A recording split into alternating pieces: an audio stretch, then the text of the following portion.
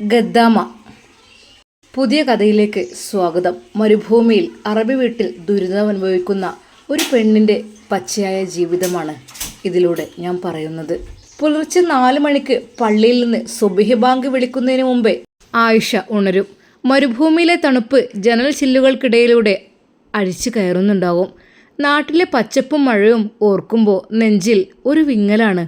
പക്ഷേ കെട്ടുനിറയെ കടവും തളർന്നു കിടക്കുന്ന ഉപ്പയും പഠിക്കുവാൻ മിടുക്കിയായ മകളും, അവരുടെ മുഖമെല്ലാം ഓർക്കുമ്പോൾ ആ വിങ്ങലിനെ അവൾ അടുക്കളയിലെ പുകയൂതി അണയ്ക്കും. നമുക്ക് ആയിഷയുടെ കഥയിലേക്ക് പ്രവേശിക്കാം.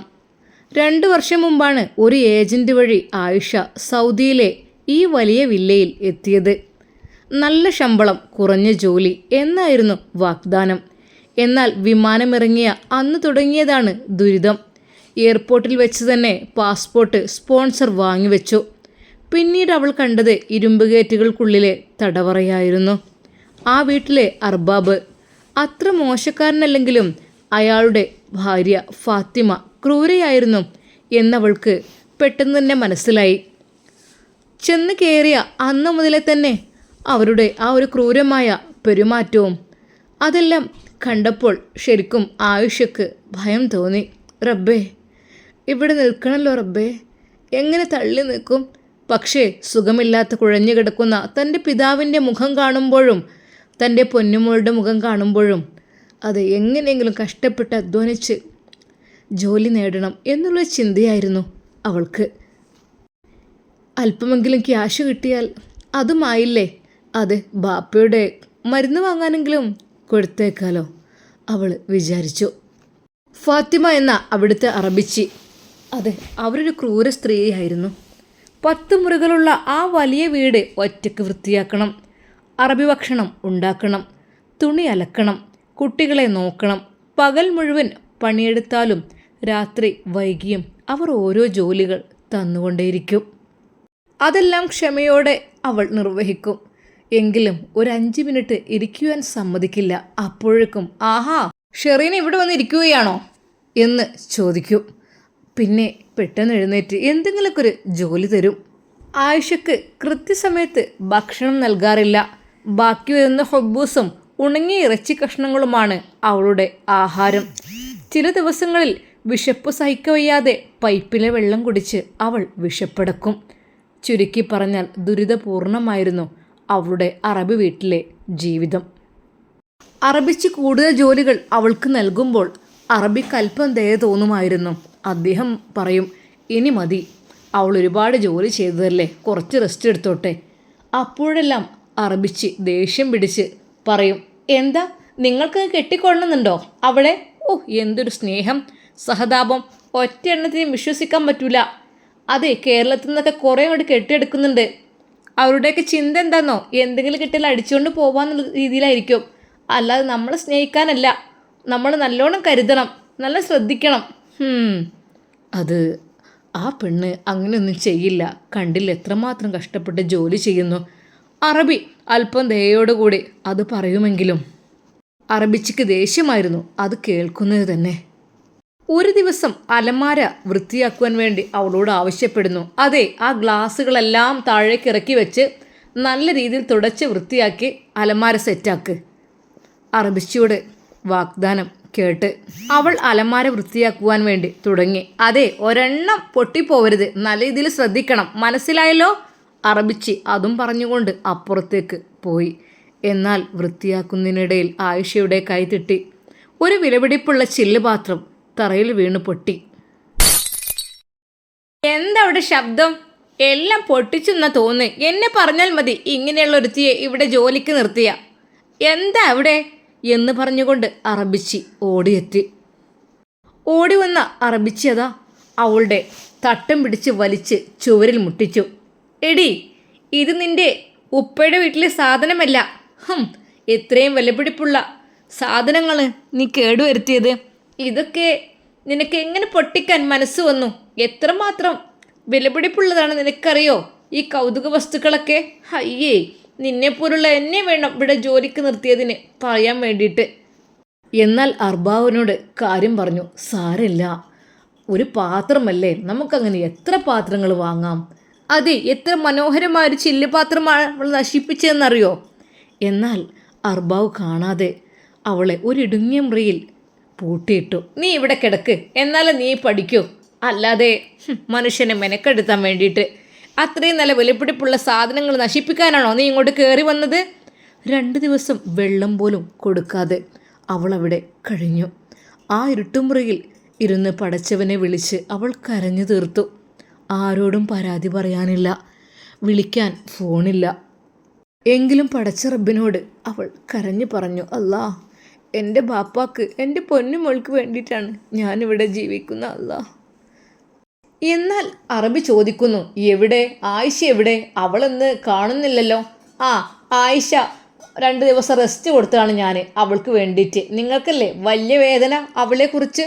അങ്ങനെയല്ല, അല്ല കാണുന്നില്ലെന്ന് പറഞ്ഞതാണ്. അതെ, നിങ്ങൾക്ക് ഒരു വയസ്സാം കാലത്ത് ഒരു ആഗ്രഹം പറഞ്ഞാലുണ്ടല്ലോ. എന്ത്?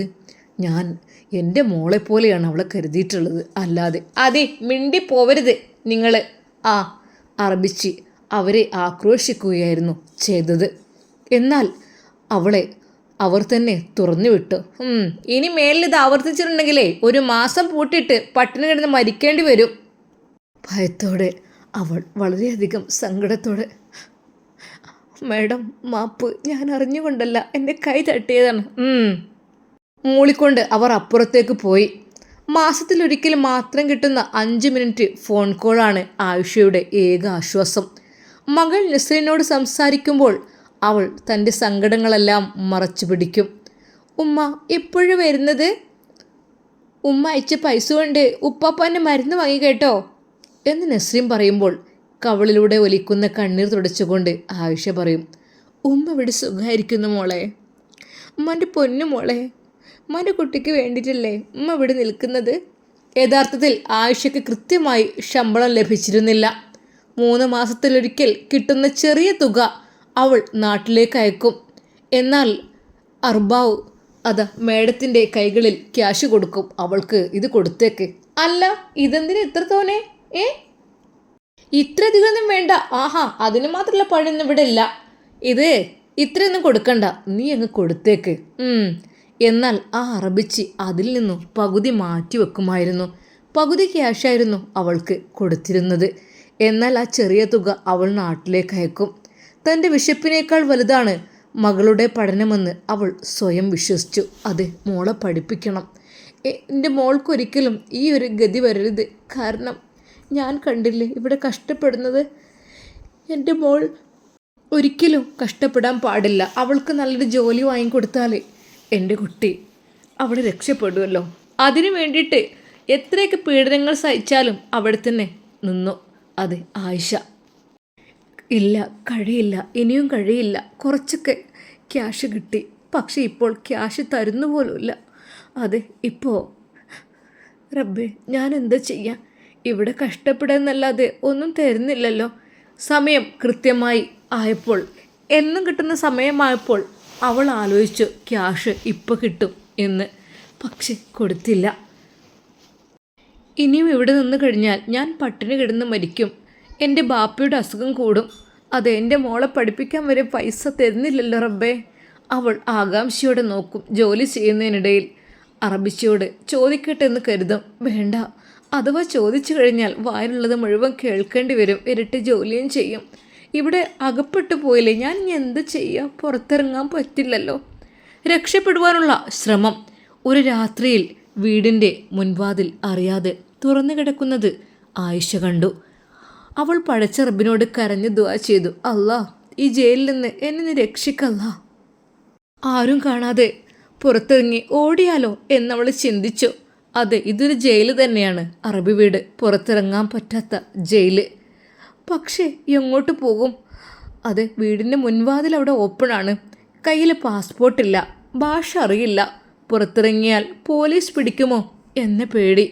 മരുഭൂമിയിലെ കൊടും ചൂടിൽ എവിടെയെങ്കിലും തളർന്നു വീഴുമോ എന്ന ഭയം അവളെ പിന്തിരിപ്പിച്ചു. അഥവാ അങ്ങനെ ആയിക്കഴിഞ്ഞാൽ എന്നെ രക്ഷിക്കാൻ ആരും വരില്ല. അഥവാ രക്ഷപ്പെട്ടാൽ തന്നെ വീണ്ടും ഈ വീട്ടിലെത്തിയാൽ അല്ലാ, ആലോചിക്കാൻ കൂടി കഴിയുന്നില്ല. പക്ഷെ അവൾ രക്ഷപ്പെട്ടില്ല, പുറത്തേക്ക് ഇറങ്ങിപ്പോയില്ല. അവൾ അവളുടെ ആ ചെറിയ റൂമിൽ ആ രാത്രി അവൾ മുസല്ല വിരിച്ച് ആകാശത്തെ നക്ഷത്രങ്ങളെ നോക്കി പ്രാർത്ഥിച്ചു. അല്ലാഹുവേ, ഈ നരകത്തിൽ നിന്ന് എന്നെ ഒന്ന് മോചിപ്പിച്ച് തരണേ അല്ലാഹ് റഹ്മാനേ. അവൾ കരഞ്ഞു ദുആ ചെയ്തു. പുലർച്ചെ സമയങ്ങളിലൊക്കെ പ്രത്യേകിച്ച് അവളുടെ ദുരിതം, ബുദ്ധിമുട്ട്, അതെല്ലാം എന്നാൽ ഒരാൾ അവിടെ കാണുന്നുണ്ടായിരുന്നു.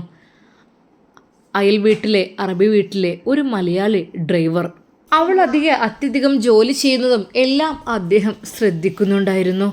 ഒരു ദിവസം മതിലിനരികിൽ പൂച്ചട്ടികൾ നനക്കുമ്പോൾ മിഷാൽ എന്ന ആ യുവാവ് അവളോട് ചോദിച്ചു, അത് ആയിഷ, പിന്നെ നിൻ്റെ അവസ്ഥയൊക്കെ ഞാൻ കാണുന്നുണ്ട്, നീ പേടിക്കണ്ട, നമുക്ക് എന്തെങ്കിലും വഴി ഉണ്ടാക്കാം.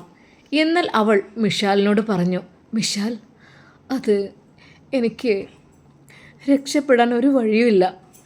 എനിക്കാണെങ്കിൽ സാലറി പോലും ശരിക്കും തരുന്നില്ല. 3 മാസമായി തന്നിട്ട്. ഞാനിവിടെ കഷ്ടപ്പെടുന്നല്ലാതെ ആരെങ്കിലും കാണുമോ എന്നുള്ള ഭയവും ഉണ്ടായിരുന്നു.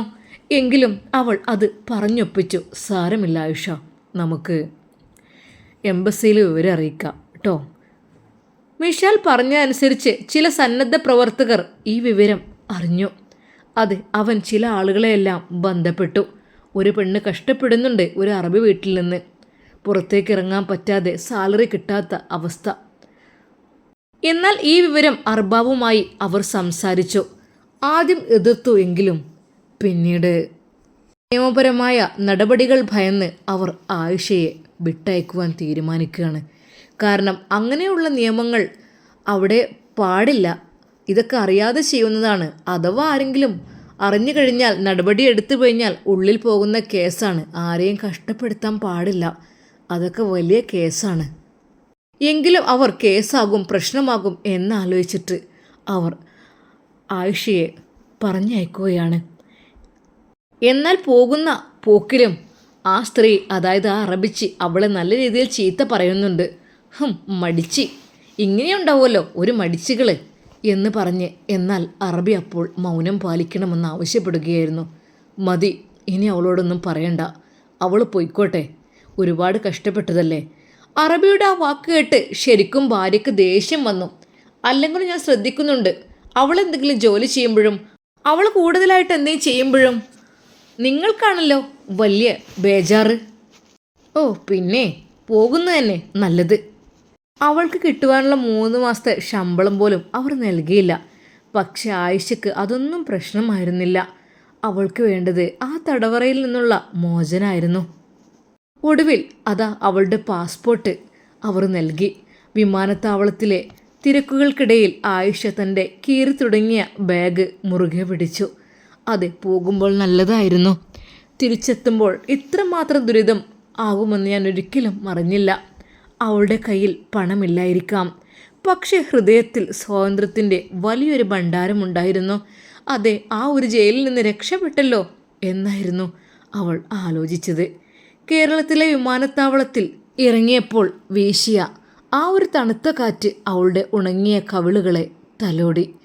ദൂരെ മകൾ നസ്രിൻ ഓടി വരുന്നത് അവൾ കണ്ടു. ദുരിതങ്ങൾ അവസാനിച്ചിട്ടില്ലെങ്കിലും സ്വന്തം മണ്ണിൽ പ്രിയപ്പെട്ടവരുടെ കൂടെ ജീവിക്കാമെന്ന ഉറപ്പ് അവൾക്ക് പുതിയൊരു ജീവൻ നൽകി. എത്ര കഷ്ടപ്പെട്ടിട്ടാണെങ്കിലും സ്വന്തം നാട്ടിൽ നിൽക്കുക. ഒരിക്കൽ പോലും അറബ് നാട്ടിലേക്ക് ഇനി ഞാൻ പോവില്ല. അല്ല, സ്വന്തം ഉപ്പയെയും പൊന്നുമോളെയും നോക്കി ഇവിടെ ജീവിക്കാലോ. അവൾ സങ്കടത്തോടെ തൻ്റെ പ്രിയപ്പെട്ട പൊന്നുമോളെ കെട്ടിപ്പിടിച്ച് കരഞ്ഞു. ഉമ്മ എന്തിനെ കരയുന്നേ? എന്നാൽ പെട്ടെന്ന് അത് തൻ്റെ പിന്നിലായിട്ട് ഒരാൾ വരുന്നു. നിങ്ങൾ ആയിഷയല്ലേ? ആ അതെ. ഇതെന്താണ്? ഇത് നിങ്ങൾക്ക് തരുവാൻ വേണ്ടി അറബി ഏൽപ്പിച്ചതാണ്. ശരിക്കും അവൾ ഞെട്ടിപ്പോയി. എന്താ? അതെ, നിങ്ങൾ ജോലി ചെയ്തിരുന്ന വീട്ടിലെ അറബി. അവൾക്ക് എന്താണെന്ന് അത് അറിയുന്നില്ല. ഒരു ഷൂട്ട് കേസായിരുന്നു. കാരണം പറയാൻ പറ്റില്ലല്ലോ ഏതൊക്കെ എന്നൊന്നും. ഏതായാലും വിമാനത്താവളത്തിൽ നിന്നും രക്ഷപ്പെട്ടു.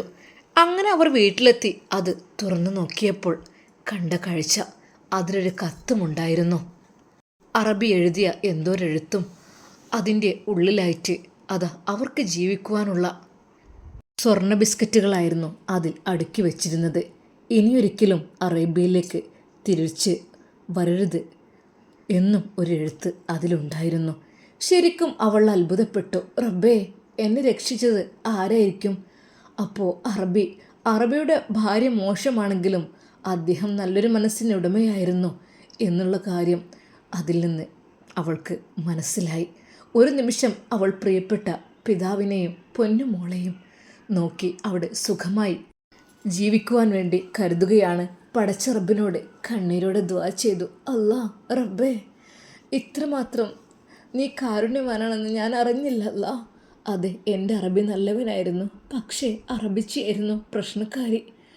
എന്നാൽ അറബി എല്ലാം അറിഞ്ഞു കഴിഞ്ഞിരുന്നു. അവൾക്ക് മാസത്തിനുമായി ഞാൻ കൊടുത്തിരുന്ന സാലറികൾ അതെല്ലാം തൻ്റെ ഭാര്യ പിടിച്ചു വെക്കുകയായിരുന്നു എന്ന് അറബി അറിയാൻ കഴിഞ്ഞത് മുതൽ തന്നെ അറബിയും ചെറിയൊരു പ്ലാനിങ് തയ്യാറാക്കിയിരുന്നു. എന്തൊക്കെ തന്നെയായാലും ഇപ്പോൾ ഇതാ ആയിഷയ്ക്ക് നല്ലൊരു വീടുണ്ട്. അതെ, ബാപ്പയുടെ അസുഖത്തിനുള്ള ചികിത്സ നല്ല രീതിയിൽ തേടുന്നുണ്ട്. മകളെ പഠിപ്പിച്ച് നല്ല രീതിയിൽ വളർത്തുന്നുണ്ട്. എന്നാൽ അവൾക്ക് ഏറ്റവും കൂടുതൽ നന്ദി പറയാനുണ്ടായിരുന്നത് മറ്റൊരാളോടുമായിരുന്നില്ല. തന്നെ രക്ഷിച്ച ആ കൂട്ടുകാരൻ. അതെ, അവനാണ് ഞാൻ ജോലി ചെയ്യുന്നതൊക്കെ കണ്ട് എംബസിയിൽ വിവരം പറഞ്ഞതും അവിടെ നിന്ന് രക്ഷപ്പെടാൻ സഹായിച്ചതും എല്ലാം. ആയിഷ അവനെക്കുറിച്ചും ഓർത്തു. റബ്ബേ, എനിക്ക് കിട്ടിയതിൽ നിന്ന് പകുതി എന്തായാലും അവന് കൊടുക്കണം, അവനെയും അറബ് നാട്ടിൽ നിന്ന് രക്ഷപ്പെടുത്തണം എന്നതായിരുന്നു അവളുടെ ചിന്ത. എന്നാൽ സുഖവിവരം അറിയുവാൻ വേണ്ടി അതാ ആ സഹോദരൻ അവളെ വിളിക്കുകയാണ്. അവിടെ നിന്ന് വിളിച്ചപ്പോൾ, എങ്ങനെയുണ്ട് ആയിഷ, നീ പോയതിൽ പിന്നെ ബുദ്ധിമുട്ടായിരിക്കുമല്ലേ? സാരമില്ല, എന്നെക്കൊണ്ട് കഴിയുന്ന സഹായം ഞാൻ നിങ്ങൾക്ക് ചെയ്തു തരും. കാരണം എനിക്ക് ഇവിടുന്ന് കിട്ടുന്ന സാലറിയിൽ നിന്ന് ഞാൻ 1% നിങ്ങൾക്ക് അയച്ചു തരാം. കാരണം ഒരാളും ബുദ്ധിമുട്ടാവരുതല്ലോ. ഞാൻ ഇൻഷാ അല്ലാ അടുത്ത മാസം നാട്ടിലേക്ക് വരുന്നുണ്ട്. ആ സഹോദരൻ അതാ നാട്ടിലേക്ക് വരുമ്പോൾ അവൾ ചിലതൊക്കെ തീരുമാനിച്ചിരുന്നു. അങ്ങനെ ആയിഷയുടെ വീട് ലക്ഷ്യമാക്കിയിട്ട് അതാ അവൻ വരുന്നു. ശരിക്കും അവൻ ഞെട്ടിപ്പോവുകയായിരുന്നു. ആയിഷ പാവപ്പെട്ട പെണ്ണായിരുന്നു. ഇത്രയധികം വലിയ വീടും കാര്യങ്ങളും ഒക്കെ ആയോ എന്നുള്ള രീതിയിൽ ആയിഷ ഇതൊക്കെ എങ്ങനെ സംഭവിച്ചു? എന്നാൽ പുഞ്ചിരിച്ചുകൊണ്ട് ആയിഷ തനിക്ക് അറബി നൽകിയ അതിൻ്റെ പകുതി ഗോൾഡ് അദ്ദേഹത്തിന് വേണ്ടി സമർപ്പിക്കുകയാണ്. ആയിഷ, ഇത് അതെ, എന്നെ രക്ഷിച്ചില്ലേ? അതെ, രക്ഷിച്ചതിന് പകരമായിട്ട് എനിക്ക് ഈ വീടും സ്ഥലവും എല്ലാം ഉണ്ടാക്കിയതും വാങ്ങിയതിലും ബാക്കി തന്നെയാണിത്. ഞാൻ അന്നേ വിചാരിച്ചതാണ് അങ്ങാണ് ഇതിന് കാരണക്കാരൻ എന്നെ ഇവിടുന്ന് രക്ഷപ്പെടുത്താൻ. അതുകൊണ്ട് ഇത് സന്തോഷത്തോടു കൂടി സ്വീകരിക്കണം. ഇനി നീയും തൽക്കാലം ഇപ്പോൾ ഗൾഫിലേക്ക് പോകണ്ട, ഇവിടെ ജീവിച്ചോ. സന്തോഷത്തോടെ അതാ അവൾ നൽകിയത് കണ്ട് അവൻ്റെ കണ്ണുകൾ നിറഞ്ഞു. ആരാരുമില്ലാത്ത സമയത്ത് രക്ഷയ്ക്ക് വേണ്ടി എത്തിയത് നീയല്ലേ, അതുകൊണ്ട് ഇത് സ്വീകരിക്കണം. അത് അവൻ്റെ കണ്ണുകളെ വിശ്വസിക്കാൻ കഴിഞ്ഞില്ല. അവൻ പടച്ച റബ്ബിനെ സ്തുതിച്ചിട്ട് പറഞ്ഞു, റബ്ബേ, ഒരു നിമിഷം ഒരു പെണ്ണിൻ്റെ ദുരിതം കണ്ട് ഞാൻ അവളെ രക്ഷപ്പെടുത്താൻ വേണ്ടി ശ്രമിച്ചു. അതിനുള്ള പ്രതിഫലം നീ ഇത്രമാത്രം തരുന്നുമെന്ന് ഞാൻ ഒരിക്കലും വിചാരിച്ചില്ല. ശരിക്കും അവൻ്റെ കണ്ണുകൾ നിറഞ്ഞു. അത് കണ്ട് ആയിഷ സന്തോഷിച്ചു. ഒരു നിമിഷം അവൻ പറഞ്ഞു, എനിക്ക് ഇതൊക്കെ എന്തിനാണ്? എൻ്റെ ഭാര്യ മരണപ്പെട്ടു പോയതാണ്. അത് അവൾ എനിക്കൊരു കുഞ്ഞിനെ സമ്മാനിച്ച് അവൾ മരണപ്പെട്ടു പോയി. ഇതൊക്കെ ഇനി എന്തിനാ? എനിക്ക് ഉണ്ടെങ്കിൽ അവൾക്ക് കൊടുക്കായിരുന്നു. പിന്നെ എനിക്കൊരു മോനാണുള്ളത്. മോനാണെങ്കിൽ അവളുടെ ഉമ്മയുടെയും ഉപ്പയുടെയും അടുത്താണ്. സത്യം പറഞ്ഞാൽ ഞാൻ മനസ്സിലെ വിഷമങ്ങളും വേദനകളും മറക്കാൻ വേണ്ടിയിട്ടാണ് പ്രവാസ ലോകത്തിലേക്ക് പോയത്. എനിക്ക് ഇതിൻ്റെ ഒന്നും ആവശ്യമില്ല ആയിഷ. ശരിക്കും ആയിഷ അത് കേട്ടപ്പോൾ കരഞ്ഞു പോയി. ഏയ് പ്രിയപ്പെട്ട സഹോദര, നിങ്ങൾക്കറിയാതിരിക്കൂ. എന്നാൽ അവൻ ആവശ്യപ്പെട്ടത് മറ്റൊന്നായിരുന്നു. ആയിഷ, എൻ്റെ ഭാര്യ മരിച്ചിട്ട് 3 വർഷമായി. എനിക്ക് ആ ഒരു ഷോക്കിൽ നിന്ന് ഇതുവരെ പുറത്ത് കിടക്കാനായിട്ടില്ല. ഞാൻ വിരോധമില്ലെങ്കിൽ ഞാൻ ഒരു കാര്യം ചോദിച്ചു കഴിഞ്ഞാൽ ആയിഷ അതിന് സമ്മതിക്കോ? അത് സമ്മതമാണെങ്കിൽ മാത്രം എന്നെ വിവരം അറിയിക്കണം. എന്താ നീ പറയുന്നത്? അതെ, എൻ്റെ പൊന്നു മോൻക്ക് ഒരു ഉമ്മയെ വേണം. അതിന് ആയിഷയ്ക്ക് പറ്റുമോ? അതെ, എൻ്റെ പൊന്നു മോനെയും മോനായി സ്വീകരിക്കാൻ പറ്റുമോ ആയിഷയ്ക്ക്? ശരിക്കും അത് കേട്ടപ്പോൾ അവളുടെ മനസ്സൊന്ന് സന്തോഷിച്ചു. ഒരു നിമിഷം അതെ, ഒറ്റപ്പെട്ട് കഴിയുന്ന എൻ്റെ മോള് നെസ്രിൻ, അവൾക്കും ഒരു കൂട്ട് വേണമല്ലോ. റബ്ബേ, അവളുടെ മനസ്സിൽ പല പല ചിന്തകൾ വന്നു. പൊന്നുമോളോട് കാര്യങ്ങൾ സംസാരിച്ചു. എന്നാൽ ഒത്തിരി ഇഷ്ടമായിരുന്നു ആ മോൾക്ക്. ഒരു പൊന്നുമോനുണ്ട്, ചെറിയ കുഞ്ഞുമോന്. അവനെയും നമുക്ക് നമ്മളെ കൂട്ടത്തിൽ കൂട്ടിക്കൂടെ മോളെ? ഉമ്മയുടെ വാക്കുകൾ കേട്ട അവൾക്ക് വല്ലാത്ത സന്തോഷമായിരുന്നു. അത് ഒറ്റപ്പെടൽ അത് നന്നായിട്ടുണ്ടായിരുന്നു. എന്നാലും ഉമ്മാക്ക് ഒരു കുഞ്ഞുമോൻ ഉണ്ടാകുന്നൊക്കെ പറയുമ്പോൾ അതൊരു സന്തോഷം തന്നെയല്ലേ? എന്നാൽ അവൾക്ക് അതിന് സമ്മതമായിരുന്നു. എന്നാൽ അതിനിടയ്ക്ക് മോളെ ദൂരെ പഠിക്കാൻ പോകണം എന്നുള്ള ആഗ്രഹവും അവൾക്കുണ്ടായിരുന്നു. പക്ഷേ ബാപ്പയുടെ അടുത്തും ഒന്നും ആളില്ലാത്തത് കൊണ്ടും ഉമ്മയില്ലാത്തത് കൊണ്ടും ആ മോഹം അങ്ങനെ മനസ്സിൽ വെച്ച് നടക്കുകയായിരുന്നു. എന്നാൽ ആ നിമിഷം തന്നെ അവൾ പറഞ്ഞു, ഉമ്മ, എന്നാൽ എനിക്ക് ദൂരെ പഠിക്കാൻ പോവാലോ, എനിക്കിഷ്ടപ്പെട്ട കോഴ്സ് എടുക്കാൻ. അല്ലാതെ ഉമ്മക്കൊരാളാവുമല്ലോ, എനിക്ക് സന്തോഷമാവുമല്ലോ. എന്നാൽ ആ പൊന്നുമോളുടെ വാക്ക് കേട്ട് അവൾക്ക് എന്ത് ചെയ്യണം ആയിഷക്ക് എന്നറിയുന്നില്ല. എന്നാൽ അന്ന് ആ സഹോദരൻ പറഞ്ഞ ആ വാക്ക് അതവളുടെ മനസ്സിൻ്റെ ഉള്ളിൽ വല്ലാത്തൊരു സന്തോഷമുള്ളതാക്കി.